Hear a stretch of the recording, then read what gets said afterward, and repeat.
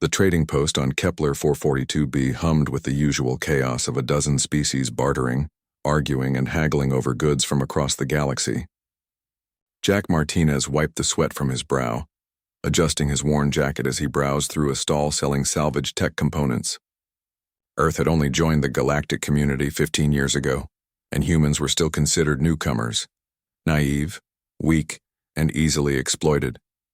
That's when he saw her. The alien girl couldn't have been more than 10 cycles old, her translucent blue skin shimmering under the post's artificial lights.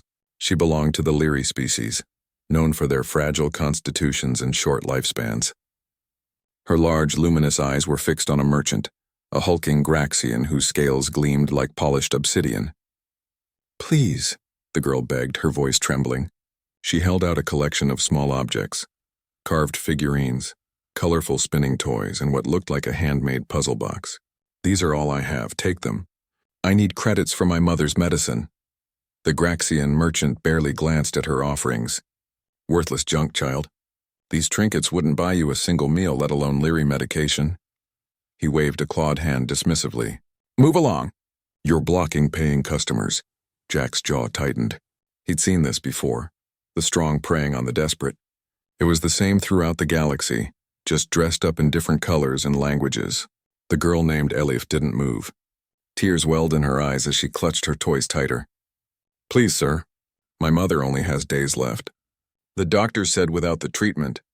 Her voice broke. "Not my problem," the Graxian growled. "Security!" Before the station guards could arrive, Jack stepped forward. "Wait!" His voice cut through the noise, drawing stares from nearby aliens. Humans speaking up was still a novelty, usually an amusing one before someone put them in their place. The Graxian's eyes narrowed. "Human, this doesn't concern you. I'm making it my concern." Jack knelt beside Elif, examining her toys with genuine interest. Each piece was intricately crafted, showing hours of careful work. The puzzle box alone demonstrated engineering principles that would impress any craftsman. "These aren't junk. These are beautiful." Elif looked up at him with surprise, her bioluminescent tears leaving trails down her cheeks. You think so?" "I know so." Jack stood, meeting the Graxian's gaze. "How much for the Leary medicine?" The merchant's laugh was like grinding stones. 5,000 credits. Well beyond what a human salvager can afford. The insult was clear. Humans were considered bottom-tier workers in the galactic economy. Jack pulled out his datapad and transferred the funds without hesitation. The Graxian's expression shifted from amusement to shock as the transaction pinged complete. "That's impossible," another alien muttered from the crowd. "Humans don't have that kind of currency." But Jack did. He'd spent 3 years in the asteroid belt, pulling double shifts, surviving conditions that killed tougher species. Humans had one advantage in the galaxy. They were too stubborn to quit, too persistent to fail. While other species needed comfortable environments and regular rest, humans just kept going. "The medicine," Jack said flatly. "Now." The Graxian grudgingly produced a sealed container, handing it over. Jack immediately gave it to Elif, who clutched it like the precious treasure it was. "Thank you," she whispered, her voice filled with wonder. "But your money, you gave so much." "Keep your toys," Jack said gently, pressing them back into her small hands. "Your mother will want to see them when she's better. They'll remind her of your love." Elif's eyes widened. "But you paid for the medicine." "The toys should be yours." Jack shook his head. "The best things in the universe aren't bought and sold, kid.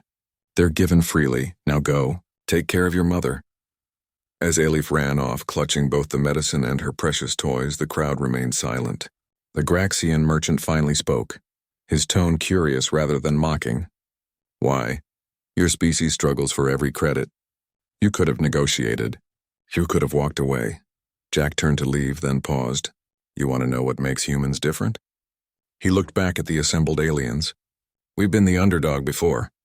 We know what it's like to be dismissed, to be considered weak, to watch our loved ones suffer while others look away.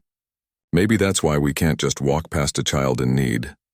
A Zentari trader stepped forward, her crystalline features reflecting genuine respect.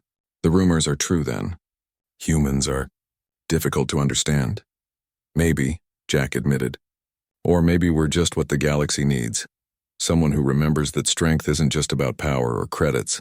It's about what you do with them. As he walked away, Jack heard whispers spreading through the trading post. The story would travel. Human stories always did. They were considered oddities, cautionary tales, or increasingly, something else entirely. By the next morning, Jack found a message on his datapad. It was from Elif. Mother received treatment. Doctors say she will recover. You saved her life. The Leary people will remember the human named Jack Martinez. We may be small and weak, but we never forget kindness. Attached was an image, Elif and her mother both smiling, surrounded by the toys that almost had to be sold. Jack smiled, pocketing the datapad. The galaxy was learning slowly. Humans didn't survive because they were the strongest or the smartest. They survived because they carried something more powerful than any weapon or technology. They carried hope, and they shared it freely. In the grand tapestry of galactic civilization, humanity was still writing its story. But with every act of compassion, every refusal to accept cruelty as normal, they proved they belonged among the stars. Not as conquerors or servants, but as something the galaxy desperately needed. As teachers of an old Earth truth, the measure of civilization isn't found in its technology or its power, but in how it treats the most vulnerable among them.